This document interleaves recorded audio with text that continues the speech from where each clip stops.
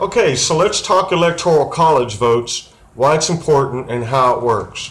Now, if you go to the Constitution, in Article 2, Section 1, it outlines the methodology used in the electoral college vote. Now, what it says is that the popular vote is not taken into account. And while we're talking about the popular vote, I'd like to go ahead and cover one thing that has been misleading the public by the mainstream media. Continues to say that Hillary Clinton won the popular vote. If you go to the government website and look at the final numbers on the popular vote, it is, and I will quote the numbers, 62,972,226 for Donald Trump, 62,277,750 for Hillary Clinton, leaving a difference of, and the majority towards Donald Trump, of 694,476 additional votes for Donald Trump, which is the margin that he won by. Now, Change.org has set up this petition with over 2.4 million have signed it.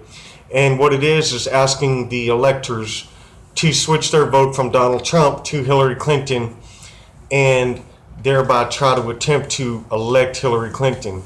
Now we have to think about the final electoral college vote. When Michigan finally puts their final numbers in and Donald Trump will win that state, it will reflect a 306 electoral college for Donald Trump and 232 for Hillary Clinton.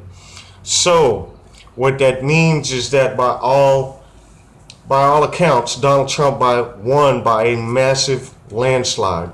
Now, with the 232 that Hillary Clinton will have, in order for her to actually be put into office or bring it up to Congress, that it would have to confirm her, she would have to switch or have switched 38 additional electoral college votes, meaning that 38 people will be considered faithless electors.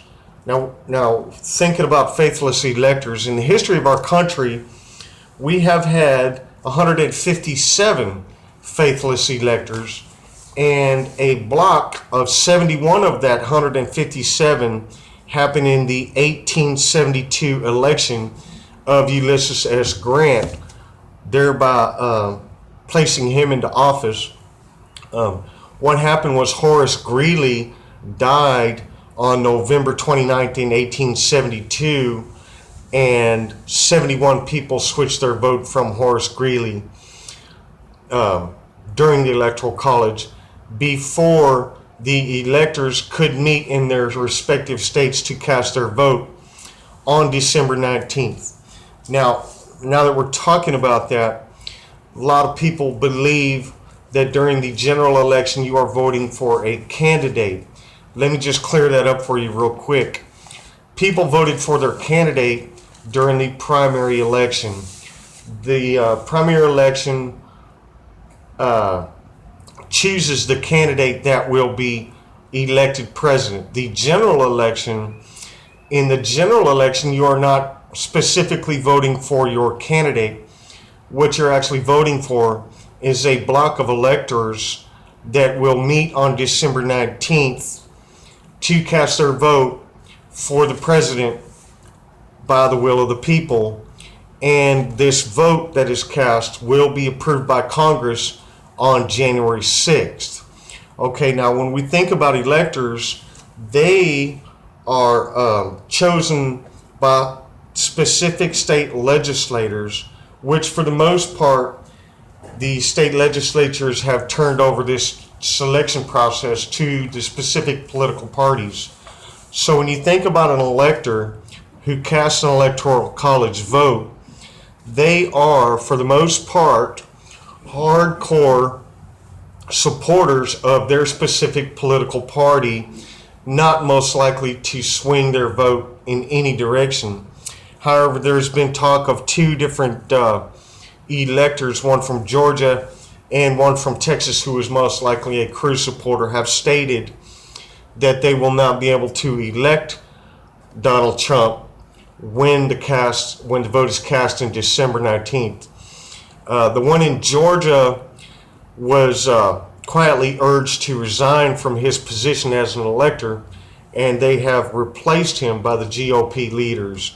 So this soft coup that might be trying to take place is probably going to be irrelevant, considering the fact that now the House and Senate is controlled by a GOP majority.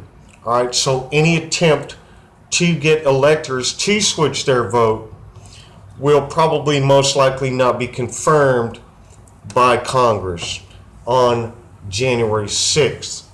So this is really a feeble attempt to go against the will of the people, and in my opinion, a treasonous act.